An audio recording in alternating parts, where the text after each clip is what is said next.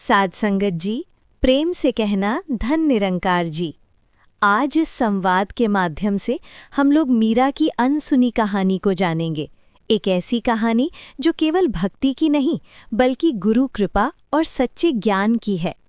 अक्सर हम मीराबाई को एक महान भक्त के रूप में जानते हैं, लेकिन उनके जीवन का वो पहलू कम सुना गया है जब उन्हें रविदास जी जैसे संत का सानिध्य मिला और उनकी भक्ति को सच्ची दिशा मिली। आइए आज इसी विषय पर दो महात्माओं के बीच संवाद के रूप में विचार करते हैं। धन निरंकार जी महात्मा जी, मीरा बचपन से ही कृष्ण भक्ति में लीन थीं, फिर भी कहा जाता है कि उन्हें संत रविदास जी से ज्ञान प्राप्त हुआ, ऐसा क्यों? धन निराकार जी, भक्ति तो उनके भीतर थी, लेकिन भक्ति को सही दिशा देने वाला गुरु आवश्यक होता है।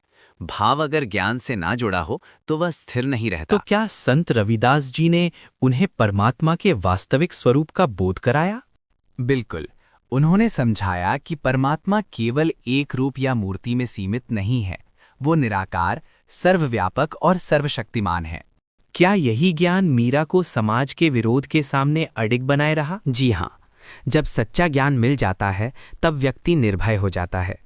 मीराबाई को जब ये अनुभूति हो गई कि सत्य उनके साथ है, तब उन्हें किसी विरोध का भय नहीं रहा। सचमुच गुरु का स्थान जीवन में सर्वोपरि है। और यही कारण है कि रविदास जी का सानिध्य मीरा के जीवन का सबसे महत्वपूर्ण मोड़ बना। तो आज के समय में हमें इस प्रसंग से क्या सीख मिलती है? हमें ये सीख मिलती है कि केवल परंपरा या भावना पर्याप्त नहीं है। सच्चा ज्ञान और गुरु की शरण ही भक्ति को पूर्णता देते हैं। साध संगत जी, आज हमने मीरा की उस अनसुनी कहानी को जाना जिसमें गुरु कृपा ने उनकी भक्ति को नई दिशा दी और सच्चे ज्ञान ने उनके जीवन को अडिग बना दिया। हम सबके जीवन में भी गुरु और ज्ञान का वही महत्व है जो मीराबाई के जीवन में रविदास जी का था।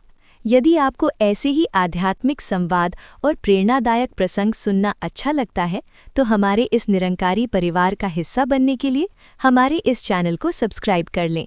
इसी के साथ आज का संवाद यहीं समाप्त करते हैं।